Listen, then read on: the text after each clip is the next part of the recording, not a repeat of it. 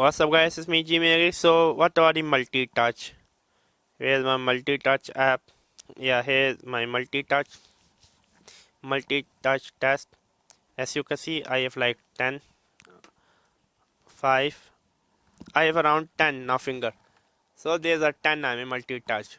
So this is a multi-touch. This is a capacitive display IPS 4K. It can support 10 multi-touch, which is still our engineer remark, able to be honest with you, Marvel gem, where I can use my 10 on the SONY XPERIA XZ2. So yeah, it was me, Geek. Make sure to subscribe and bye.